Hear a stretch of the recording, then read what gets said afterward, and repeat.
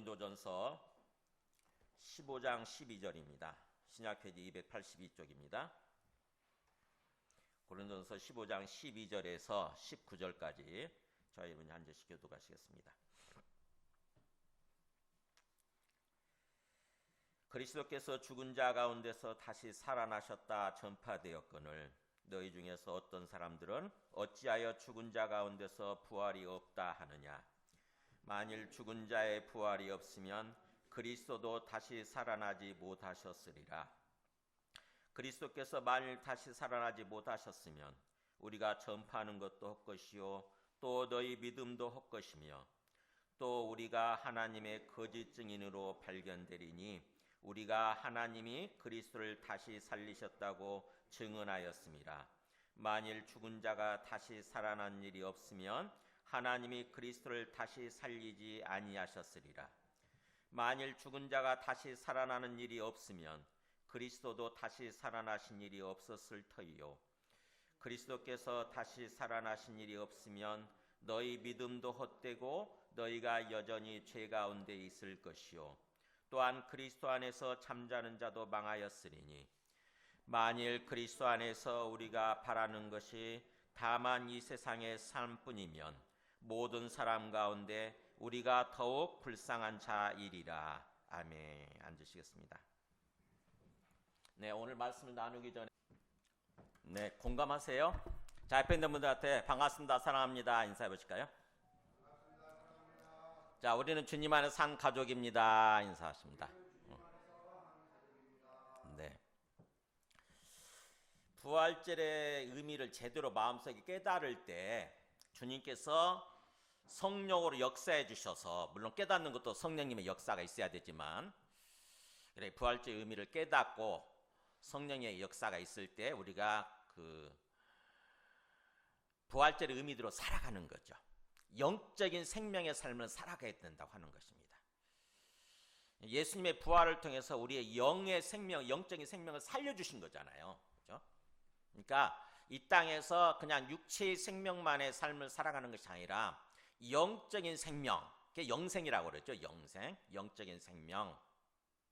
하나님과 교제하고 교통하면서 하나님과 함께 더불어 살아가는 삶이에요. 그런 삶을 살아야 되는 거죠. 이 땅에서 사는 동안. 그랬다가 나중에 우리가 죽더라도 예수님이 다시 재림하실 때 우리가 부활해가지고 영생의 삶을 살아가게 되는 거죠. 천국에서.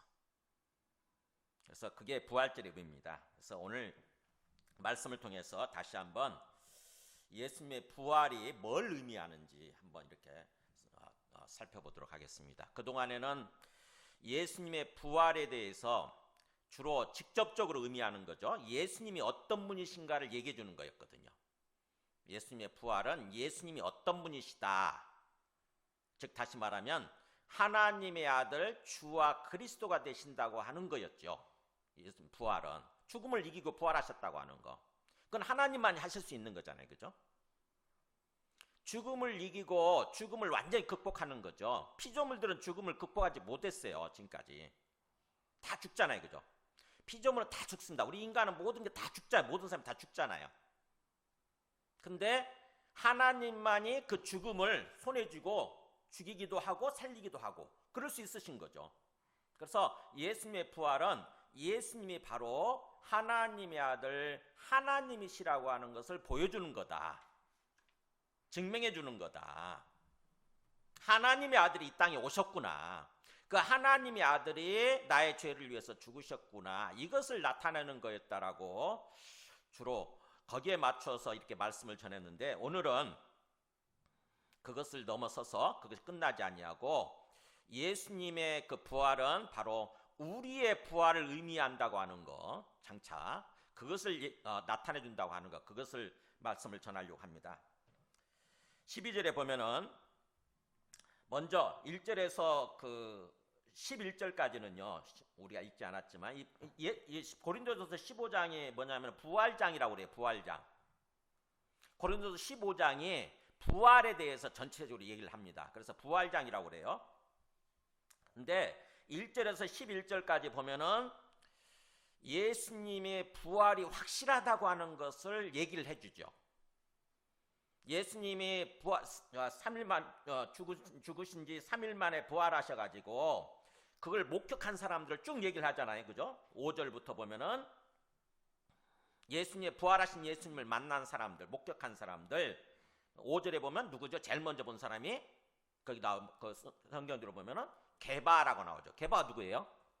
베드로죠.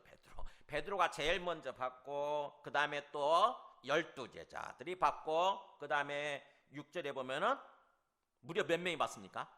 500여 형제에게 일시에 보이셨다. 와, 500명이 넘는 사람들이죠. 500명이 넘는 형제들이 같이 본 거예요. 한순간에. 이 성경에 어디 있는지 잘 모르겠어요. 근데 어쨌든 사도 바울은 그렇게 얘기를 합니다. 아마 사도 바울도 부활하신 예수님을 안 믿었잖아요. 그죠? 그랬다가 나중에 부활하신 예수님을 만나게 되고 믿게 되면서 이제 사도들과 교제했겠죠. 그래서 사도들로부터 들었을 거 아닙니까? 예수님이 부활하신 다음에 500명이 넘는 사람들이 일시에 모여 있을 때 한꺼번에 봤다. 그런 얘기를 들었겠죠. 그래서 500명이 넘는 사람들이 일시에 봤는데 그중에 지금까지 대다수는 살아있고 그잖아요. 그러니까 이 성경을 쓰고 있을 당시도 대부분이 살아있었어요. 그러니까 거짓말할 수 없는 거잖아요. 그죠? 만약 이게 뭐 의심스러우면 물어봐야 보면 될 거 아닙니까? 대다수 살아있는 사람들한테 물어보면 될 거 아니에요. 당신 진짜 부활하신 예수님 봤어요? 이렇게. 그죠? 대다수가 살아있다고 그러니까 500명이 넘는 사람 중에서 만나보면 물어보면 되겠죠. 그죠? 그래서 대다수가 살아있고 어떤 사람은 잠들었으며 그잖아요. 잠들었다는 말은 죽었다는 뜻이에요. 그리고 또 7절에 보면은 그 후에 또 예수님을 인정하지 않던 예수님의 친동생이죠. 야고보에게도 보이셨으며, 야고보도 예수님을 믿지 않았어요. 예수님이 하나님의 아들이라고 하는 얘기를 믿지 못했어요. 자기 형인데 자기와 똑같이 생겼으니까. 근데 마리아는 알고 있었지 않습니까? 그죠? 자기 어머니 마리아는 어떤 그 요셉의 어떤 그 요셉과의 관계에서 잉태된 것이 아니라 성령으로 잉태됐다고 하는 것을 알고 있었잖아요. 그래서 어머니로부터 그런 얘기를 들었겠지만 안 믿었죠. 그랬다가 부활하신 예수님을 만나고 나서 믿게 된 거예요. 그리고 나서 바뀐 거죠, 이제. 그래서 그 바뀐 야고보가 쓴 성경이 뭐예요? 네? 바뀐 야고보가 쓴 성경? 야고보서가 바로 그거예요. 야고보서. 또 예수님의 친동생 또 있죠. 또 유다라는 사람 있잖아요. 유다도 역시 예수님을 안 믿었거든요. 하나님의 아들이다, 뭐 성령으로 잉태됐다 이런 거 안 믿었었는데 부활하신 예수님을 만나고 나서 변해가지고 쓴 성경이 바로 뭐예요? 유다서입니다. 유다서. 그러니까 야고보서 유다서 그걸 읽어보면은 와, 이 사람들이 그냥 예수님의 친동생으로 얘기하는 것이 아니라 그냥 예수님은 주님이라고 얘기를 하고 주 예수 그리스도라고 얘기를 하고 자기는 어떤 그 증인들 또 사도들이라고 이렇게 얘기를 합니다. 그래서 그 7절에 보면 야고보에게 보이셨으며 그 위에는 모든 사도 이렇게. 그러니까 그때 당시 복음을 전하던 모든 사도들, 다 복음을 전하던 사람들 다 사도들이에요. 모든 사도들. 그리고 8절에 보면은 맨 나중에 누가 만났다? 맨 나중에 보면은 만삭되지 못하여 난 자 같은 정말 어떤 뭐죠? 온전하지 않은 그런 존재죠. 자기 자신에 대해서 그렇게 표현을 해요. 그래서 만삭되지 못해서 난 자 같은 마치 칠삭둥이 또 팔삭둥이 같은 나에게도 보이셨느니라. 이 네 개가 누구예요? 나가 누구예요? 사도 바울이에요. 사도 바울은 근데 실제로 만삭돼서 났잖아요. 근데 왜 만삭되지 못하여 난 자 같은 자기라고 표현할까요? 네. 부활하신 예수님을 믿지 못하고 교회를 핍박했거든요. 예수님을 믿는 사람들을 오히려 핍박했기 때문에 지금 그렇게 얘기를 하는 거예요. 마치 만삭되지 못한 난 자 같은 정말 뭔가 좀 어떤 그런 불완전한 내게도 만나주셨다 이렇게. 그래서 자기가 변한 거죠, 사실은. 이렇게 1절에서 11절까지는 예수님의 부활이 확실하다고 하는 것을 목격자들을 동원해서 얘기를 하는 거예요. 그렇게 복음을 전한 거죠. 사도들이, 사도 바울을 비롯해서 모든 사도들이 그렇게 복음을 전한 것입니다. 부활하신 예수님에 대해서, 죽고 부활하신 예수님에 대해서 11절에 그렇게 나와 있잖아요. 그러므로 나나 그들이나, 이 그들은 사도들이겠죠. 그들이나 이같이 전파하며 너희도 이같이 믿었느니라. 네. 너희들한테도 내가 이렇게 복음을 전한 거다. 예수님이 죽으시고 3일 만에 부활하셔가지고 그 부활하신 예수님을 만난 사람들이, 목격자들이 엄청 많다. 그게 복음이다. 이런 거죠. 그게 복음이다. 예수님이 하나님의 아들이신데 그분이 이 땅에 오셔서 그리스도 구원자로 오셔서 우리 죄를 위해서 죽으시고 부활하셨다. 그 복음을 전했다고 하는 거죠. 그렇게 해서 고린도 교회도 믿게 되고 그렇게 교회로 세워지게 된 거죠. 그러면 그렇게 복음을 들었으면은, 그리고 또 교회를 다니면 당연히 예수님의 부활에 대해서 믿을 거라고 생각하잖아요. 그죠? 예수님의 부활. 그러면 예수님의 부활에 대해서 믿으면 당연히 또 뭐예요? 앞으로 예수님이 부활하신 것처럼 우리도 부활할 거다. 인간도, 모든 인간도 부활하게 있을 거다. 이렇게 믿어야 되는 거 아닙니까? 근데 그렇지 않은 사람들이 있었다는 거죠. 제가 여러분한테 한번 묻고 싶어요. 마음으로 한번 손을 들어보세요. 나는 예수님의 부활을 확실히 믿고 있다. 한번 그냥 진짜 손 들어볼까요? 나는 예수님이 부활하셨다는 사실을 확실히 믿고 있다. 한번 손 들어보실까요? 네. 자, 그럼 두 번째. 그러면 예수님이 부활하신 같이 나도 장차 부활하게 될 거다. 예수님 재림하실 때. 자, 그걸 믿으신 분 한번 손을 들어보세요. 네. 바로 그렇잖아요. 그러니까 예수님의 부활에 대해서는 믿지만 나도 부활하게 될 거다라고 하는 거에서 믿지 않는 사람들이 있을 수 있어요. 초대교회 때 그런 사람들이 있었다고 하는 것입니다. 12절에 보세요. 12절에. 그리스도께서 죽은 자 가운데 다시 살아나셨다고 전파되었거늘. 복음을 그렇게 전한 거예요. 사도들이. 그리스도께서 부활하셨다. 죽은 자들 가운데서 부활하셨다. 수많은 목격자들 있지 않느냐라고 이렇게 전한 거죠. 근데 너희 중에서 어떤 사람들은 나오잖아요. 너희 중에서 어떤 사람들은 어찌하여 죽은 자 가운데서 부활이 없다느냐.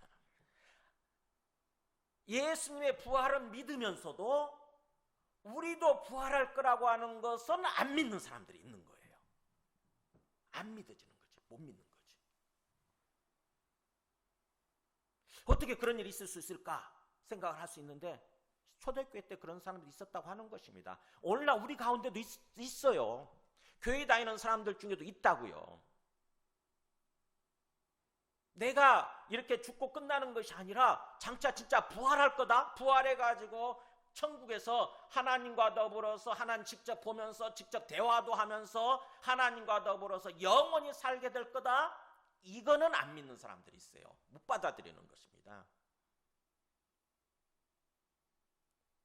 그걸 안 믿게 되면, 그걸 못 믿게 되면 이 땅에서 신앙생활을 해도 우리의 삶이 온전한 신앙생활이 아니라 뭔가 잘못된 신앙생활을 하게 되는 거예요. 초대교회 때 그런 사람들이 있었다고 하는 것입니다. 그래서 그리스도께서 죽은 자 가운데 다시 살아나셨다 전파되었거늘, 이게 바로 사도들이 전한 복음의 핵심이에요. 초대교회 때 사도들이 전한 복음의 핵심. 거기 3절 4절 보세요. 3절 4절 보면 15장 3절 4절. 내가 받은 것을 먼저 너희에게 전하였노니. 받은 게 뭐예요? 받고 전한 게 복음이죠. 1절에서 나오잖아요. 형제들아 내가 너희에게 전한 복음, 이렇게 나오잖아요. 그러니까 내가 받은 복음을 먼저 너희에게 전했다. 그러면서 그 복음의 내용은 이는 성경대로 그리스도께서 우리 죄를 위해서 죽으시고 그리스도가 오셔서 우리 죄를 위해서 죽으셨다고 하는 거죠. 그것도 성경대로란 말은 우연히 갑자기 일어난 일이 아니고 이미 구약에서 예언된 대로 이루어졌다고 하는 것입니다. 하나님이 일찍 예언해 놓으신 거죠. 그리스도가 오셔서 너희를 구원하기 위해서 너희 죄를 위해서 죽게 될 거다, 이렇게 구약에 예언되어 있는 거예요.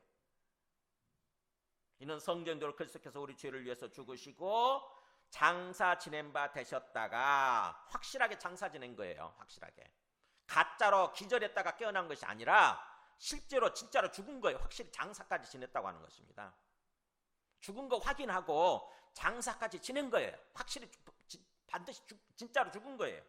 그랬는데 성경대로 사흘 만에 다시 살아나사 그랬잖아요. 역시 구약에 예언된 대로 다시 사흘 만에 다시 살아나셨다고 하는 거죠. 그래서 그 부활이에요. 부활. 그리스도의 부활.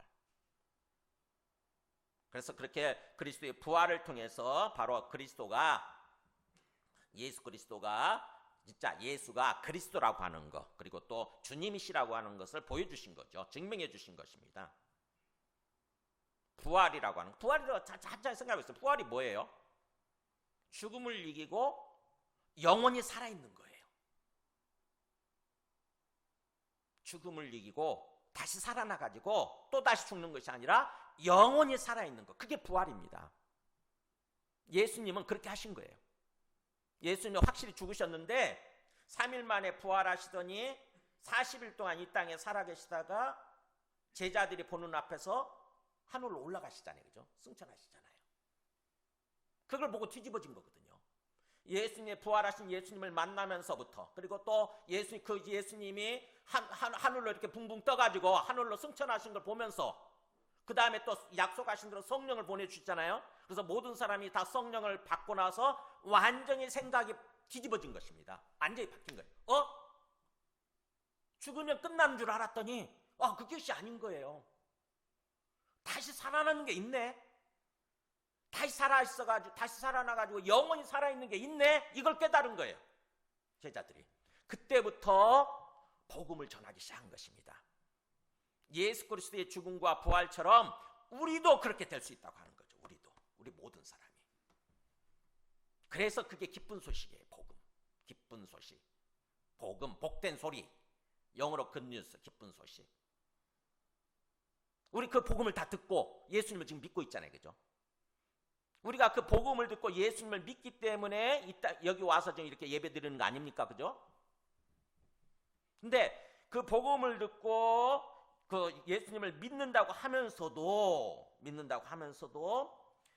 우리의 부활은 장차 우리의 부활에 대해서는 안 믿는 사람이 있을 수 있다고 하는 거죠. 지금 나오잖아요. 12절에 너희 중에서 어떤 사람들은 어찌하여 죽은 자 가운데서 부활이 없다 하느냐.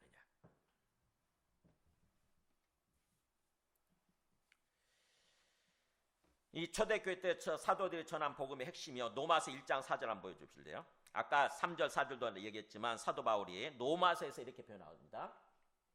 성결의 영어로는 죽은 자들 가운데서 부활하사, 이렇게.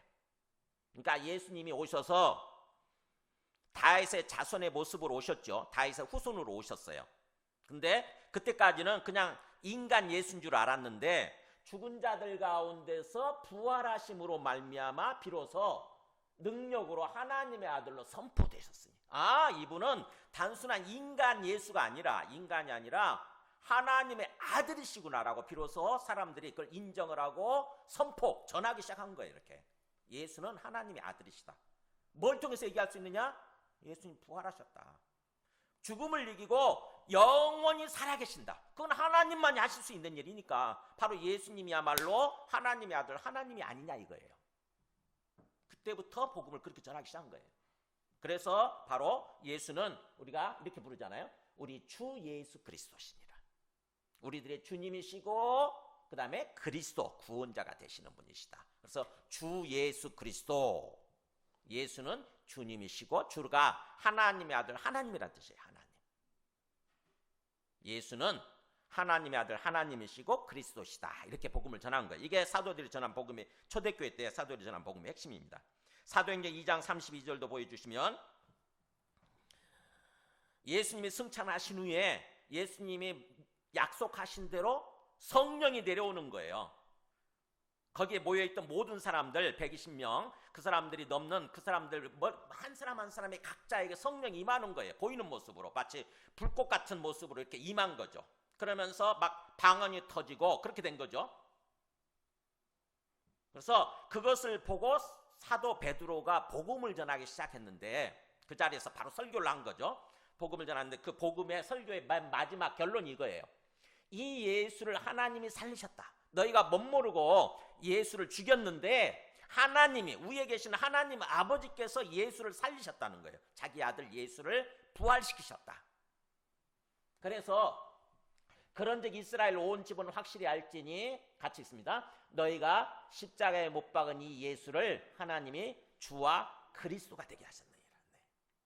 너희는 못 모르고 죽였는데 하나님이 다시 살리심으로 말미암아 바로 뭐예요? 하나님은, 예수님은 십자가에 못 박혀 죽었던 그 예수는 주와 그리스도가 되셨다고 하는 거죠.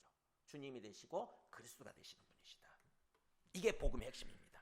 이거를 알아야 되는 거죠. 우리가 마음속에. 아, 예수는 단순한 인간 예수가 아니라 어떤 그 우리 4대 성인이라고 그러잖아요. 부처, 또 누구죠? 공자, 그 다음에 마호메트, 그 다음에 예수, 이렇게 해가지고 이 땅에서 가장 훌륭한 사람이죠. 인간들 중에 가장 훌륭한 사람을 4대 성인 이렇게 얘기를 하는데, 예수는 그 또 나머지 3명의 어떤 성인들과 또 다른 모습인 거예요. 그들은 그냥 인간으로서 훌륭한 사람들이었지만 그걸 죽고 끝났죠. 그러나 예수님은 뭐예요? 죽고 부활하심으로 말미암아서 하나님의 아들 주와 그리스도가 되신다고 하는 거예요. 그래서 예수를 안 믿는 사람들도 4대 성인 중에 한 명으로 인정을 하잖아요. 그죠? 예수님은 실제로 역사적으로 실제했던 인물로서 4대 성인 중에 한 명이다. 여기까지는 인정을 해요. 근데 예수님을 하나님의 아들 주님으로까지 인정을 안 합니다. 그렇게 되면은 진짜 믿음이 아닌 거예요. 진짜 신앙이 아닌 거예요. 예수님을 하나님의 아들 주님과 그리스도로까지 인정을 해야 되는데, 그렇게 인정할 수 있으려면은 뭐가 필요하다고요? 부활의 증거. 이게 필요해요. 부활. 부활을 생각해야 되지 다른 것 가지고는 우리가 알 수가 없어요. 죽음을 이기고 영원히 살아계신다. 그렇다고 한다면 아, 예수가 하나님의 아들 주님이 맞구나라고 인정을 하게 되는 거죠. 그것을 우리가 확실히 알아야 된다고 얘기를 하죠. 이스라엘 온 집은 하나님 나라의 백성이에요. 하나님 나라의 백성은 확실히 알아야 된다. 예수는 주와 그리스도가 되시는 분이시다. 이게 초대교회 때 사도들이 전한 복음의 핵심이에요. 그런데 너희 가운데 어떤 사람들은 그 복음을 듣고도, 그래서 교회를 다니고 예배를 드리면서까지도 어떤 사람들은 죽은 자 가운데서 부활이 어떻게 있을 수 있어? 이렇게 생각한다는 거죠. 야, 죽었으면 끝나지.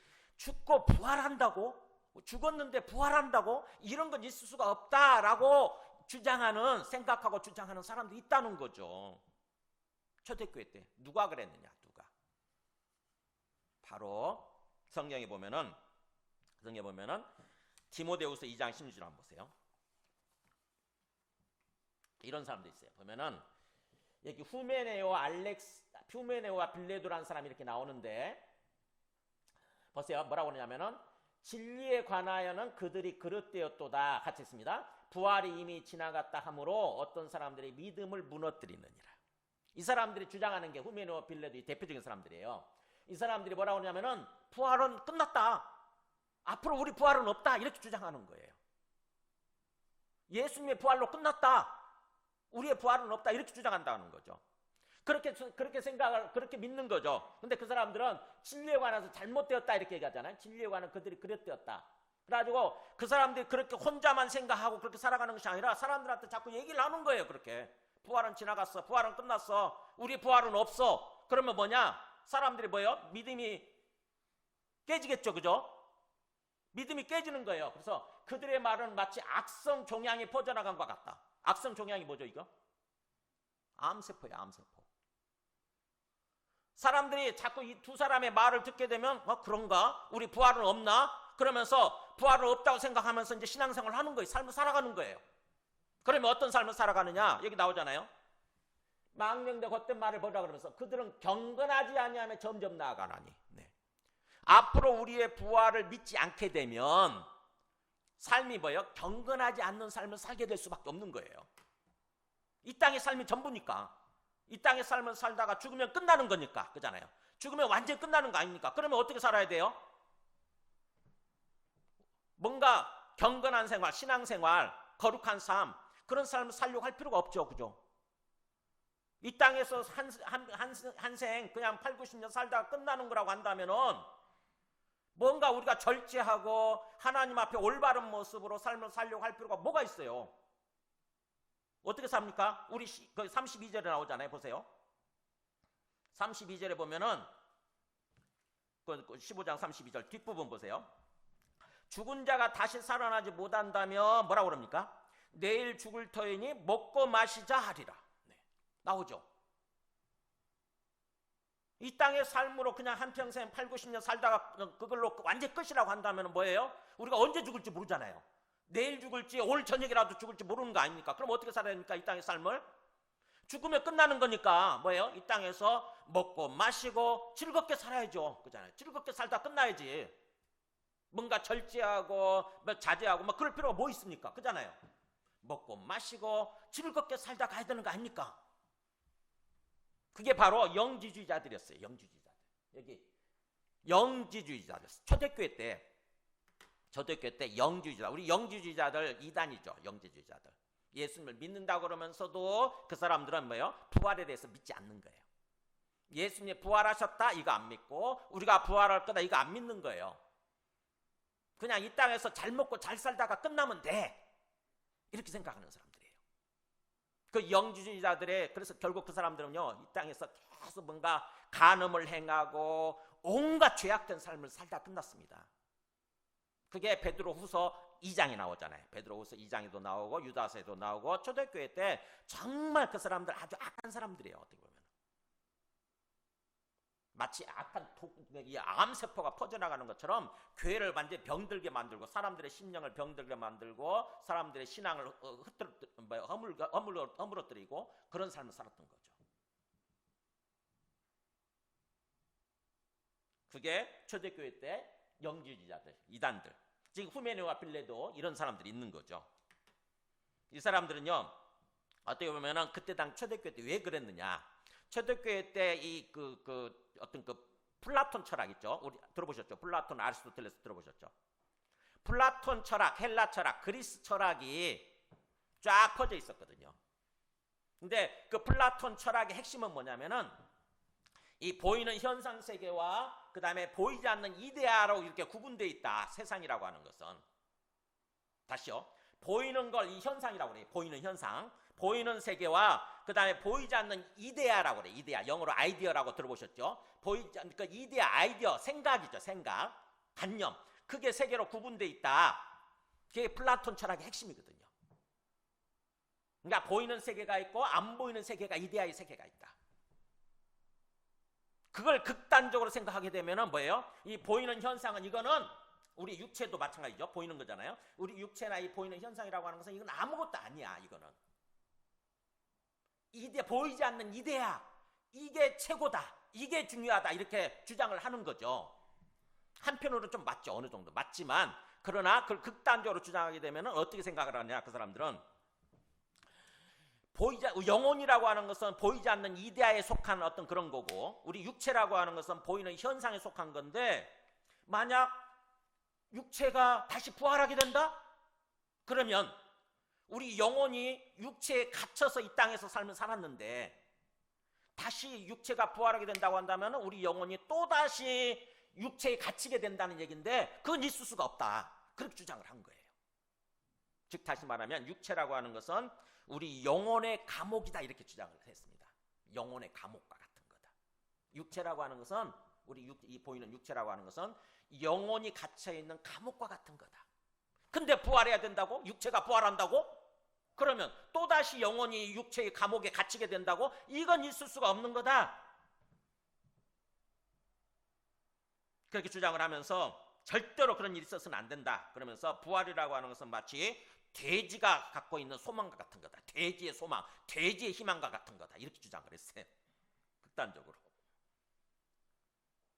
그래서 죽음으로써 죽어야만 비로소 영혼이 감옥에서 풀려나는 건데 죽음으로써 육체의 죽음으로써 영혼이 감옥에서 풀려나는 건데 나중에 육체가 부활하게 되면 또다시 영혼이 육체의 감옥에 갇히게 된다. 이거는 있을 수도 없고 있어서도 안 된다. 절대 부활이 있어서는 안 된다. 이렇게 주장을 한 것입니다.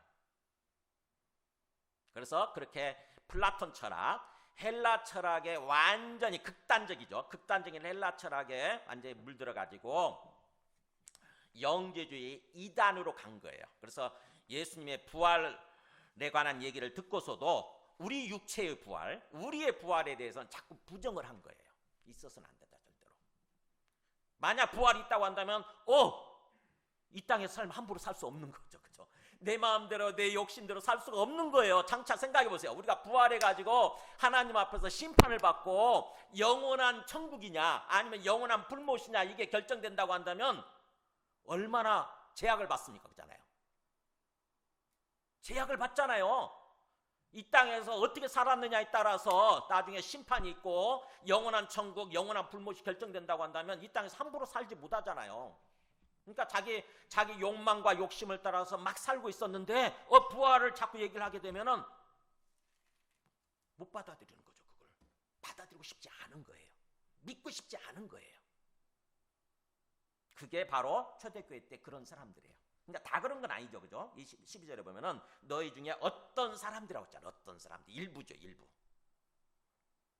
영주주의 이단에 빠진 사람들. 자기 욕망과 욕심을 따라서 살고 있는 사람들. 오로지 이 땅에서. 그런 사람들은 부활에 대해서 우리 육체의 부활에 대해서 받아들이고 싶지 않은 것입니다. 믿고 싶지 않은 거예요. 그런 사람도 있었다고 하는 거죠. 그러면서 부활은 없어. 절대 있어서는 안 돼. 이렇게 주장한 거죠. 거기서에 대해서 이렇게 설명을 합니다. 13절에서 15절까지 보세요. 만일 너희들 주장대로 그렇게 죽은 자의 부활이 없다고 한다면 죽은 자들이 부활이 없다고 한다면 즉 우리가 죽었을 때 나중에 부활이 없다고 한다면 그리스도도 다시 살아나지 못하셨으리라. 우리가 믿고 있는 너희들이 믿고 있는 예수 그리스도의 부활도 없었을 거다. 부활이 없다고 한다면 예수 그리스도의 부활도 없었을 거다. 부활이 있기 때문에 예수 그리스도의 부활을 하셨던 거고 예수 그리스도의 부활을 통해서 죽은 자의 부활이 있구나라고 하는 걸 우리가 알 수 있지 않느냐 하는 거죠. 그죠? 굉장히 논리적이잖아요. 그죠? 그래서 14절에 만일 그리스도께서 만일 그렇게 다시 살아나지 못하셨다고 한다면 그러면 우리가 전파하는 복음 너희들이 믿고 있는 믿고 받아들이고 믿고 있는 그 복음도 다 헛된 것이고 그리고 너희 믿음도 다 헛된 것이 되어버린다라고 하는 거죠. 그죠? 왜냐하면 예수님의 복음의 핵심이 이 사도 바울이 전한 사도들이 전한 복음의 핵심이 반쪽이 예수님의 부활이잖아요. 그죠? 예수님의 십자가 죽음과 부활 이 두 가지 내용의 복음 아닙니까? 근데 뭐 이 십자가 죽음만 받아들이고 또 부활은 안 받아들인다고? 그건 안 되는 거죠. 그래서 너희의 전파하는 것도 우리가 전파하는 것도 다 헛된 것이 되어버린 거고 헛것이고 헛소리 하는 거야 한마디로 너희가 믿고 있는 그 믿음도 헛것이 되어버리는 거다. 잘못 믿고 있는 거죠. 또 그렇게 되면 15절에 우리가 하나님의 거짓 증인으로 발견될 거다. 거짓 증인. 왜냐하면 우리가 하나님이 그리스도를 다시 살리셨다고 증언하였습니다. 네. 하나님이 그리스도가 다시 살아나지 못하셨는데 하나님이 살리셨다고 그리스도가 다시 살아나셨다고 우리가 하나님께 반항하는 모습으로 하나님께 뭔가 거슬리는 모습으로 증언했기 때문에 우리가 하나님의 거짓 증인으로 하나님 앞에 드러날 거다. 그럼 뭐예요? 거짓말한 거잖아요. 그러면 하나님의 진노와 심판을 불러일으키겠죠. 그죠? 하나님께 심판받는 존재가 되어버린다고 하는 거죠. 그렇기 때문에 이 사도들은 내가 거짓말할 수가 없다고 하는 거죠. 우리가 거짓말할 수가 없어. 만약 우리 거짓말하게 되면 하나님 심판을 받게 될 텐데 우리는 절대로 거짓말할 수 없다는 거죠. 그래서 우리가 전파한 것은 진짜라고 하는 거예요. 사실이라고 하는 것입니다. 예수 그리스도께서 확실히 부활하셨다. 그렇기 때문에 우리의 부활이 있다고 하는 거죠. 그래서 만일 15절 뒷부분에 만일 죽은 자가 다시 이렇게 정리를 합니다. 만일 죽은 자가 다시 살아난 일이 없다고 한다면 하나님이 그리스도를 다시 살리지 아니하셨으리라. 계속 강조죠. 우리가 다시 한번 진짜 우리가 예수님이 부활하셨다고 하는 사실을 믿고 있는지 그렇다고 한다면 장차 예수님이 부활하신 것처럼 우리도 부활하게 될 거라고 하는 것을 예수님이 예표해 주신 거죠. 일종의 미리 보여주신 것입니다. 그걸 우리가 부활할 거라고 하는 것을 믿는지 한번 우리 마음속을 점검해 보시기 바랍니다. 이 믿음이 되지 않으면 잘못된 믿음이에요. 잘못된 믿음. 그래서 잘못된 삶을 살아게 되는 거죠. 그렇게 되면은. 그러면서 16절에서 19절까지 다시 한번 보세요. 또 어떻게 강조하나 보세요. 그러니까 중요하기 때문에 앞에서 13절에서 15절까지는 그리스도의 부활이 확실하다고 하는 것, 그렇기 때문에 우리의 부활도 확실하다고 하는 것을 계속 얘기하는 거고요. 그리스도의 부활이 확실하다. 그 다음에 또 16절부터 이제 19절까지는 이제 또 우리의 부활에 더 직접적으로 좀 더 우리의 부활에 초점 맞춰서 또 강조합니다. 보세요. 만일 죽은 자가 다시 살아난 일이 없으면 그리스도도 다시 살아나신 일이 없었을 터이요. 그리고 그리스도께서 그렇게 다시 살아나신 일이 없다고 한다면 너희 믿음도 헛되고 너희가 여전히 죄 가운데 있을 거다. 우리가 구원받지 못한다고 하는 거죠. 예수님의 부활을 믿지 못한다고 한다면은 우리의 믿음도 헛되고 우리가 여전히 죄 가운데, 우리 죄 문제가 해결되지 않고, 그래서 우리가 구원받지 못해요. 영생을 얻지 못합니다. 영원한 삶으로 나가지 못해요. 너희가 여전히 죄 가운데 있게 될 거다. 그래서 나중에 하나님이 심판하실 때 영원한 죽음, 영원한 불못으로 가게 될 거다라고 하는 거죠. 또한 18절에 그렇게 되면 그리스도 안에서 잠자는 자도 망하였으리니, 예수 그리스도를 믿다가 죽는 사람도 있잖아요. 그죠? 예수님이 다시 재림하시기까지는 계속 죽지 않습니까? 우리가, 그죠? 예수님을 믿고 삶을 살다가 죽어요. 그게 잠자는 자예요. 그리스도 안에서 살다가 믿고 살다가 죽은 거죠. 그래서 그리스도 안에서 그 잠자는 자도 뭐예요? 만약 부활이 없다고 한다면은 망했다. 완전히 망한 거다죠. 완전히 망한 거다. 이 망한다는 건 뭐예요? 완전히 끝난 거죠. 죽고 끝난 거예요. 그걸로 끝이에요. 그걸로 끝. 우리의 몸은 흙으로 다 돌아갔을 것이고 육체는, 우리 영혼도 다 끝난 거고, 끝난 거죠. 망했을 거다. 완전히 멸망했을 거다. 폭망이다 그러죠. 폭망. 완전히 망했을 거다. 그렇게 되면 19절에 만일 그리스도 안에서 우리가 바라는 것이 다만 이 세상의 삶뿐이라고 한다면, 그 예수 그리스도를 믿어도 그냥 이 땅의 삶이 전부라고 한다면, 보세요. 나 영원한 세상 같은 거 없고 이 땅의 삶이 전부다 라고 한다면 모든 사람 가운데 우리가 더욱 불쌍한 자이리라.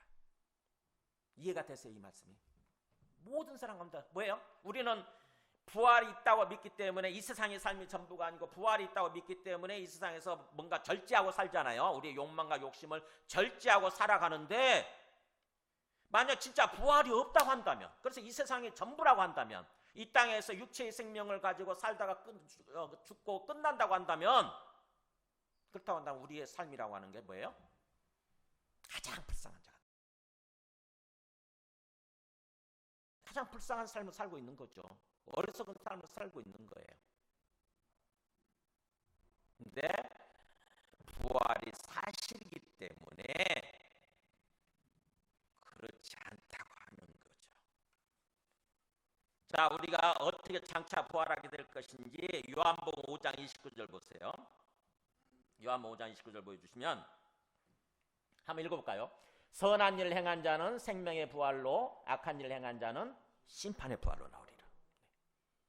우리가 잘못 또 생각하면은, 우리가 예수님 믿고 뭔가 죽으면 나중에 부활한다고 그러니까 예수 믿고 죽은 사람들만 부활할 거라고 생각을 하기 쉬운데 그렇지 않습니다. 뭐예요? 여기 보면은 모든 사람이 부활해요. 모든 사람이. 예수 믿는 사람도 부활하고, 예수 믿고 죽은 사람도 부활하고, 예수 믿지 않고 죽은 사람도 부활하게 돼요. 선한 일을 행한 자는 예수 믿고 선하게 삶을 산 사람이죠. 그 사람은 생명의 부활이 있게 될 거고, 예수를 믿지 않고 악한 일을 행하다가 죽은 사람들은 뭐예요? 심판의 부활로 나오리라. 그러니까 일단 모든 사람이 부활해가지고, 부활이라고 해서 육체를 입는 거죠. 영혼 상태가 아니라 육체를 입는 거예요. 지금처럼 우리 육체를 입는 거예요. 육체를 입고 부활해가지고 하나님 앞에 심판장이신, 재판장이신 하나님 앞에서 심판을 받는 것입니다. 너는 영원한 천국, 너는 영원한 불못, 이렇게 심판을 받는 거예요. 그래서 우리가 우리는 이제 생명의 부활로 나오게 되겠죠. 그죠? 영생의 부활을 있게 될 거예요. 우리는 영생의 부활을 받게 될 거예요. 그랬을 때 우리가 부활한 다음에 어떤 삶을 사느냐, 요한계시록 21장 3절 보게 되면은 이렇게 나오죠. 나중에 부활했을 때, 예수님이 재림하시고 우리가 부활했을 때의 모습이에요. 천국에서의 모습, 천국에서의 삶의 모습. 내가 들으니 보좌에서 큰 음성이 나서 이르되 보라, 하나님의 장막이 사람들과 함께 있음에, 이 장막은 집이에요. 하나님의 집이 사람들과 함께 있음에 하나님이 그들과 함께 계시리니, 하나님이 우리와 함께 사시는 거죠. 한 집에서 함께 사는 것처럼 함께 사는 거예요. 에덴 동산에서. 그래서 그들은 하나님의 백성이 되고 하나님은 친히 그들과 함께 계셔서, 같이 읽어볼까요? 시작. 모든 눈물을 그 눈에서 닦아주시니 다시는 사망이 없고 애통하는 것이나 곡하는 것이나 아픈 것이 다시 있지 아니하리니 전 것들이 다 지나갔습니다. 부활한 다음에 우리 영생의 삶을 사는 모습은 이런 모습이에요. 더 이상 눈물이 없어요. 이 땅에서는 얼마나 눈물을 많이 흘립니까? 우리가 그렇잖아요. 힘드니까, 힘들고 뭔가 슬픈 일을 당할 때마다 눈물을 흘리잖아요. 이 땅에서 삶이라고 하는 것은 눈물의 삶이에요. 우리 육체의 삶이라고 하는 것은. 그러나 부활한 다음에 영생의 삶을 사는 동안은 그 눈물이 없다고 하는 거죠. 하나님이 그동안 수고했다, 그동안 고생 많았지 그러면서 눈물을 닦아주시고, 눈물이 없는 삶이에요. 기쁨의 삶이죠. 기쁨의 삶. 그 다음에 다시는 사망이 없고 다시는 죽음이 없어요. 거기서는 더 이상의 죽음이 없어요. 이 땅에서는 우리가 계속 뭔가 질병에 걸리고 그잖아요. 병에 걸리고, 그래서 어떤 죽음의 위협을 받고 그러면서 살고 있지 않습니까? 그죠? 그리고 나서는 죽잖아요. 그러니까 참 이 땅에서의 삶이라고 하는 게 정말 힘든 삶이죠. 그죠? 정말 힘든 삶이고 한계가 있는 삶이거든요.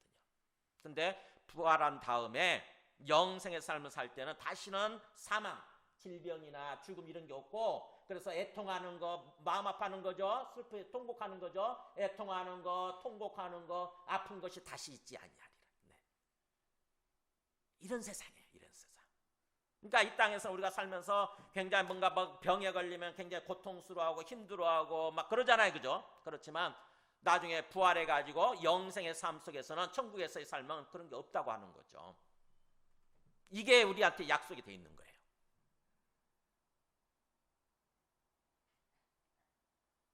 즉 다시 말하면 예수님이 부활하셨듯이 우리도 반드시 부활하게 된다고 하는 것입니다. 부활해가지고 하나님과 더불어서 영생의 삶을 확실하게 산다고 하는 거예요. 성경 계속 보여주잖아요. 부활은 확실하다, 그리고 부활 후에 영생의 삶, 천국의 삶은 또 이런 모습이다라고 계속 보여주잖아요. 자, 오늘 말씀의 연장선상에서 한번 보세요. 그러면 부활 순서가 어떻게 되느냐 그럴 때 15장, 우리 지금 보고 있죠. 15장 20절부터 28절까지가 부활 순서입니다. 보면 22절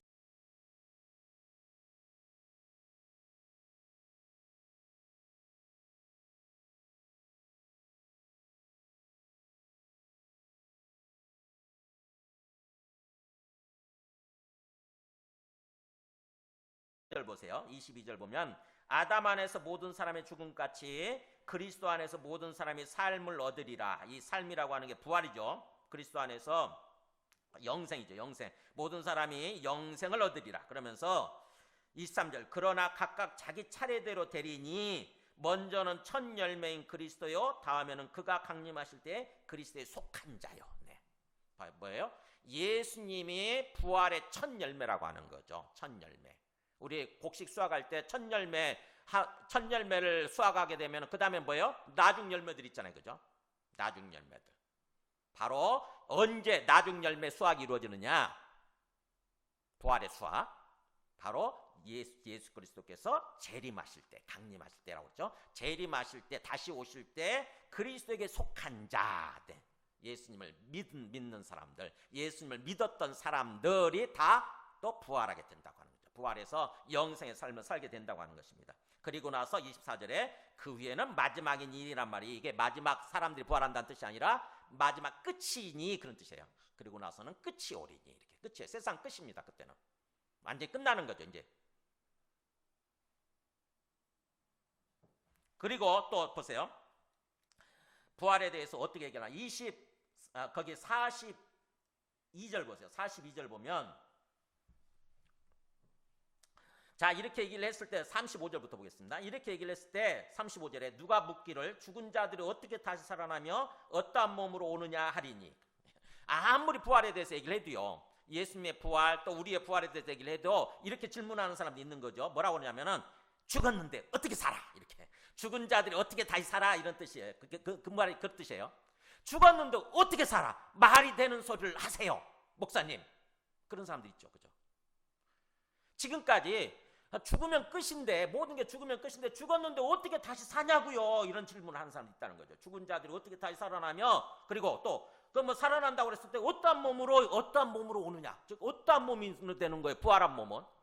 부활의 육체라고 한다면 부활한 몸은 어떤 몸이에요? 한번 대답해 보세요. 이렇게 얘기한다는 거죠. 거기에 대해서 답변이 쉬운 얘기를, 비유를 들어주고 답변이 42절이에요. 보세요. 죽은 자의 부활도 그와 같으니 썩을 것으로 심고 썩지 아니할 것으로 다시 살아나며. 네. 죽음이라고 하는 것은 썩을 것으로 심는 것처럼, 씨앗을 심는 것처럼 썩을 것으로 심고, 부활이라고 하는 것은 썩지 아니할 몸으로 다시 살아난다는 거죠. 다시는 죽지 않는 거예요. 다시 죽지 않는 육체예요. 그리고 또 43절, 욕된 것으로 심고 영광스러운 것으로 다시 살아나며. 네. 이 땅에서 삶이라고 하는 것은 아무리 뭔가 좀 부자라서 화려한 명품 옷을 입고 또 무슨 어떤 대통령 자리에 앉아가지고 영광을 누리면서 산다 할지라도요, 다 욕된 거예요. 추한 모습입니다. 뭐에 비하면은 나중에 부활할 몸에 비하면, 부활할 몸, 영광스러운 모습이죠. 영광스러운 육체에 비하면 정말 빛이 나는 모습인 거죠. 찬란하게 빛이 나는 그런 모습이 육체에 비하면은 지극히 추하고 욕된 모습인 거예요. 그리고 약한 것으로 심고 강한 것으로 다시 살아나며.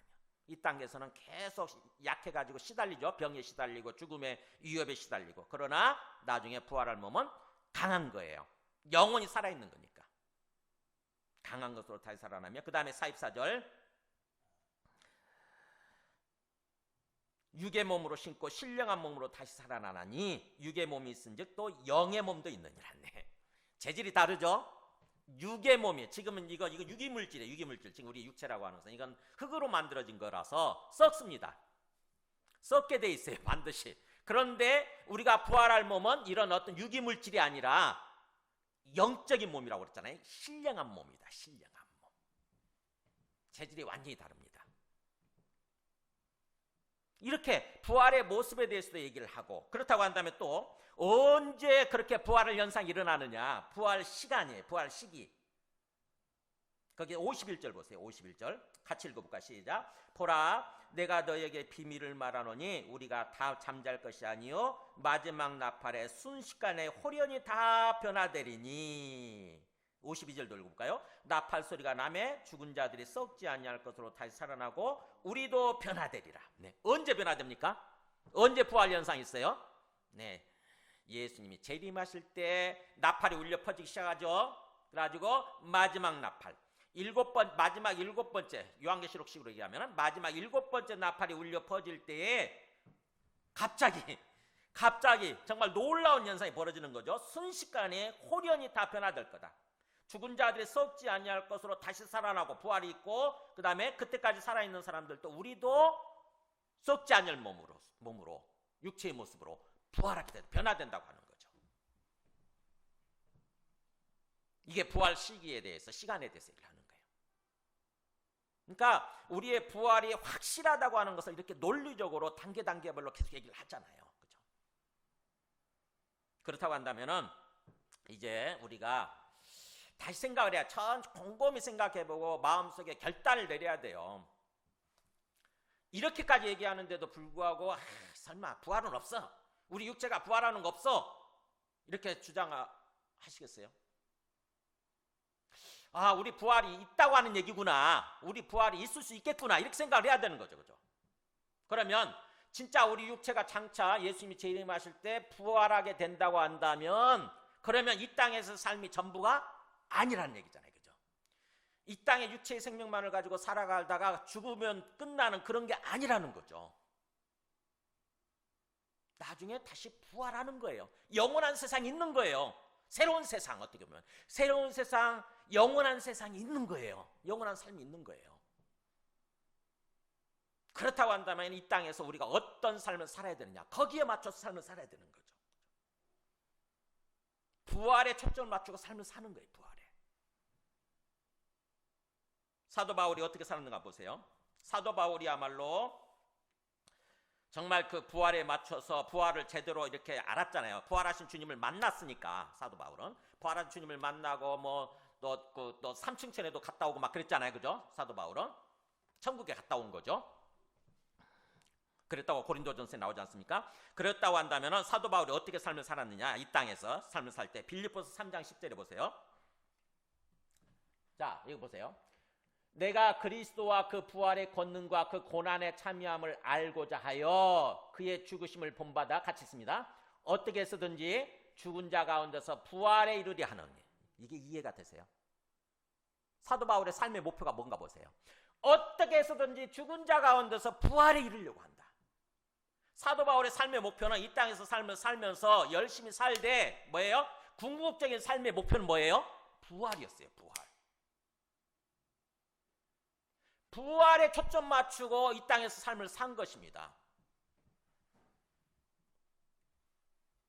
그러니까 우리가 장차 부활 세상을 믿는다고 한다면 우리도 마찬가지예요. 이 땅에서 삶을 살 때에 열심히 살아야죠. 그죠? 열심히 일도 하고 돈도 벌고 열심히 자식도 키우고 열심히 삶을 살아야 되지만 궁극적으로 우리의 시선은 어디를 향해 있어야 되냐면은 부활 세상, 우리의 부활이에요. 그거를 생각할 때, 그게 마음속에 있을 때 이 땅에서 삶의 자세가 달라지는 거예요. 함부로 살지 않습니다. 세상 사람들처럼 함부로 살지 않아요. 우리가 부활하게 될 거니까. 부활해서 하나님 앞에 심판을 받고 영원한 천국으로 나아가게 될 사람들이니까. 그래서 부활은 이 그 몰트만이라고 하는 사람이 있어요. 신학자인데 희망의 신학이라고 책을 썼죠. 희망의 신학. 뭐가 우리의 희망이냐? 부활이 희망이라는 거예요. 부활이. 장차 부활하게 될 것이라고 하는 것이 우리의 이 땅에서 삶을 사는 동안 우리의 삶의 소망이라는 거예요. 소망, 희망이라는 것입니다.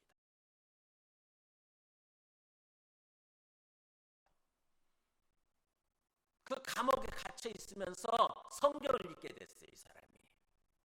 그러나 성경을 읽으면서 부활에 대해서 안 거예요. 우리가 부활한다고. 그게 딱 마음속에 희망이 생기니까 그 감옥 속에서도 잘 견뎌낸 거예요. 그걸 이겨낸 거예요. 그래서 사람들한테는 희망이 필요하구나. 희망. 바로 그 부활의 희망이 필요하구나 라고 생각을 하고 그걸 깨닫고 희망의 신학에 대해서 말씀을 전하고 책을 쓴 거예요. 그분 많이 우리 한국에 많이 방문했었잖아요. 그래서 조용기 목사님하고 친해가지고 조용기 목사님 많이 교제하고 그랬지 않습니까? 그분이 그렇게 표현을 했어요. 부활이라고 하는 것은 정말 우리의 신앙생활에 가장 보이지 않는 기초다.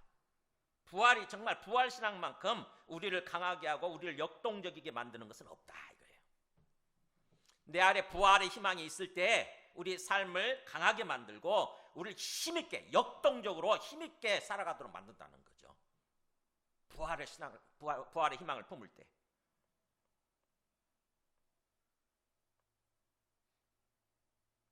많은 사람들이 예수님을 믿는다고 그럴 때 예수 그리스도 십자가는 워낙 강조가 되니까 십자가는 그냥 자연스럽게 받아들여요.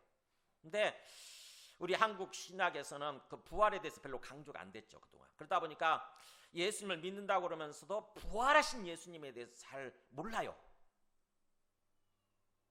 그저 십자가에서 죽으신 예수님만 생각하는 거죠. 얼마나 아프셨을까. 와, 저렇게 채찍에 맞으시고 못에 박혀가지고 얼마나 아프셨을까 그러면서 막 눈물 흘리는데 그분이 부활하셔가지고 지금 살아계신다. 우리를 부활로, 영원한 부활로 우리를 인도하고 계신다. 그거에 대해서 잘 모르는 거죠. 그래서 부활 신앙이 약해진 사람들은 삶이 뭔가 슬픕니다. 삶이 굉장히 뭔가 슬퍼요, 사실은. 데살로니가전서 4장 13절도 한번 보여줘 보세요. 사도 바울이 부활에 대해서 얘기를 하면서 이렇게 얘기합니다. 보면은 형제들아 자는 자들에 관하여는 너희가 알지 못함을 우리가 원하지 아니하노니 같이 있습니다. 이는 소망 없는 다른 이와 같이 슬퍼하지 않게 하려 합니다. 예수님을 믿었는데 예수님 믿고 죽었어요. 우리 가까운 분이, 우리 가까운 가족 가운데 누가 죽었어요. 그럼 뭐죠? 항상 우리가 그 어떤 장례식장에서 슬프잖아요. 그죠? 특히 우리 가족 중에 한 명이 죽었을 때 얼마나 슬픕니까? 그래서 우리가 뭐예요? 어떻게 그런 표현을 썼는지 모르겠어요. 아이고 아이고 하면서 막 울지 않습니까? 그죠? 엄청 슬퍼하잖아요. 왜 그래요? 그걸로 죽을 수 끝났겠으니까. 죽은 걸로 끝났다고 생각하니까. 그분이 다시 살아난다고 하는 생각을 안 하는 거죠. 그죠? 그분이 다시 살아나가지고 우리와 만나게 된다고 하는 생각은 전혀 없는 거예요. 이걸로 끝이라고 생각을 하니까 슬픈 거예요. 절망적인 슬픔이죠. 절망적인 슬픔. 근데 그러지 않도록 하기 위해서 사도 바울이 이렇게 얘기를 해주는 거죠. 너희가 이 자는 자들, 그리스도 안에서 죽은 자들이죠. 죽은 자들에 관해서 너희가 반드시 알기를 원한다. 왜냐? 소망 없는 다른 이와 같이 슬퍼하지 않게 하려 함이라. 이걸 모르게 되면 그 소망 없는 사람들, 죽고 끝나버렸으니까 소망이 없다 보니까 슬퍼하는 거죠. 절망적으로 슬퍼하는 거예요. 근데 그러지 않도록 하기 위해서 반드시 알아야 된다고 하는 거죠. 부활에 대해서. 우리가 예수께서 죽으셨다가 다시 살아나심을 믿을진데, 그죠? 우리의 복음의 핵심이잖아요. 예수님이 죽으심과 다시 살아나심을 믿을진데, 이와 같이 예수 안에서 자는 자들도, 즉 예수님을 믿고 죽은 자들이죠, 하나님이 그와 함께 데리고 오시리라. 와, 놀라운 일이 벌어지죠. 예수님이 재림하실 때, 하나님이 다시 오실 때 뭐예요? 죽었던 사람을 데리고 오신대요. 같이 다시. 그 다음에 말씀 보세요. 주께 소령과 천사장의 소리와 하나님의 나팔소리 또 나오죠. 하나님의 나팔소리를 친히 하늘로부터 강림하시리니. 네, 나팔소리가 울려 퍼지고 마지막 7번째 나팔이 울려 퍼질 때에 하늘에서 예수님이 딱 재림하시는 거죠. 그때 어떤 일이 벌어지냐? 그리스도 안에서 죽은 자들이 먼저 일어나고, 네, 오히려 살아남은 사람들보다도, 살아있는 사람들보다도 죽었던 사람이 먼저 부활한다는 거죠. 이것 때문에 슬퍼했는데, 그죠? 이 죽은 사람 때문에 우리가 슬퍼했는데, 그 사람들이 먼저 부활하는 거예요. 그리고 그 후에 우리 살아남은 자들도 그잖아요. 그 사람들이 먼저 부활하고, 그 다음에 그때까지 우리 살아남은 사람들도 그들과 함께 구름 속으로 끌어올려 변화되는 거죠. 부활의 모습으로 변화된 다음에 구름 속으로 끌어올려져서 공중에서 주를 영접하게 하시리니 그리하여 우리가 항상 주와 함께 있으리라. 공중에서 주님, 재림하시는 주님을 영접하고, 따뜻이 영접하고, 이제 주님과 함께 이 세상은 천국으로 바뀌는 거죠. 이 세상의 모든 죄가 사라지고 죽음이 사라지고, 죄와 죽음이 완전히 사라지는 거. 이 땅은 더 이상 죽지 않습니다. 우리도 죽지 않고 이런 피조물들도 죽지 않고 천국이 바뀌는 게, 천국으로 바뀌는 거예요. 에덴 동산으로 바뀌는 거예요. 우리 창세기 2장에 나오는 그 에덴 동산으로 완전히 바뀌는 거예요. 거기서 하나님을 직접 보면서, 예수님 직접 보면서 항상 주님과 함께 살게 된다고 하는 거죠. 그래서 예수님의 부활과 우리의 부활을 믿는다고 한다면은 슬픈 일을 당했을 때 슬퍼하되, 기본적으로 슬퍼하되 절망적으로 슬퍼하지 않는 거예요. 그래서 우리 그 2대 총장이었던 김한란 여사인가요? 네, 맞죠? 그분이 죽으시면서 그랬잖아요. 그랬다고 그래요. 저도 뭐 직접 들은 건 아니지만 죽으시면서 내가 죽은 다음에 뭐 장송곡으로 부르지 말고, 그러니까 그 기쁨의 찬양을 불러달라, 기쁨의 찬송을 불러달라는 거예요. 그렇게 주문을 했대요. 실제 맞거든요, 그죠? 실제, 그죠?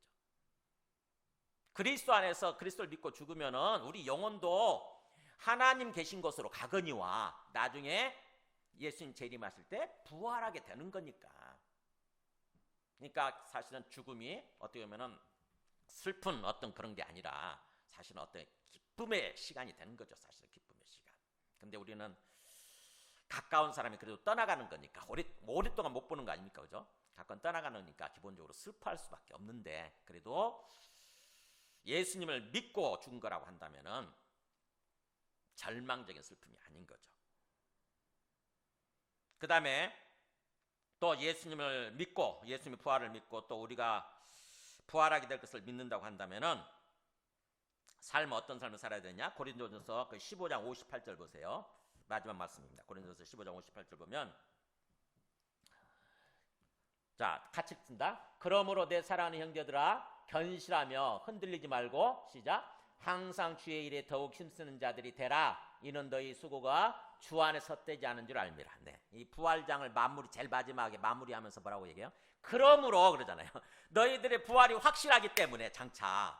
그죠? 너희들의 부활과 영생의 삶, 천국의 삶이 확실하기 때문에 뭐라고 그래요? 어떤 고난을 당해도 견실하며 흔들리지 마라 이거예요.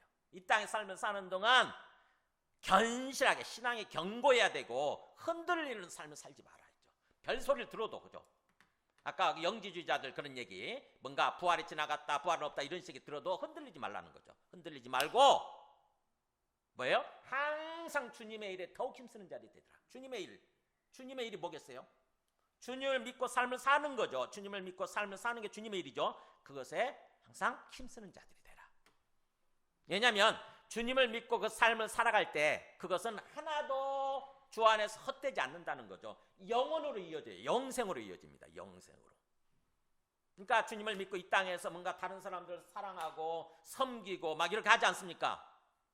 우리가 섬기라고 직분 주잖아요. 그죠? 집사라고 하는 게 일하는 사람이라는 뜻이에요. 일을 하는 거예요. 일, 섬기는 거예요. 근데 그런 것들이 하나도 헛되지 않는다는 거죠.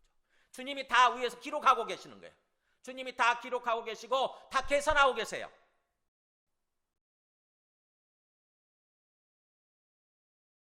네가 작은 일에 충성하였음에 내가 모든 것을 너에게 맡기겠다 이렇게 말씀하시잖아요. 그러니까 우리가 이 땅에서 정말 우리가 부활하게 될 것을 믿는다고 한다면 이 땅에서 삶을 뭐예요? 그 부활에 초점을 맞추고 묵묵히 누가 뭐라고 하든 우리는 주님만 바라보고 가는 것입니다. 주님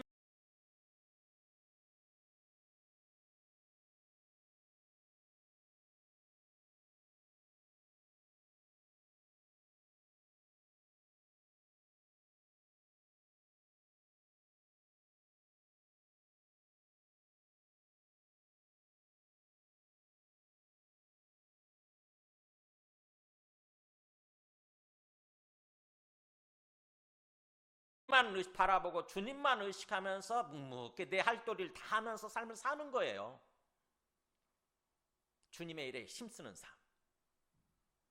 주님께서 인정해 주시고 또 상급을 이렇게 주신다고 하는 거죠.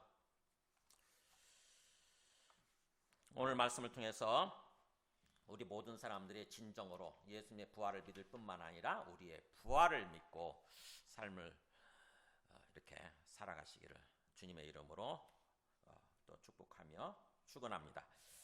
함께 우리 잠깐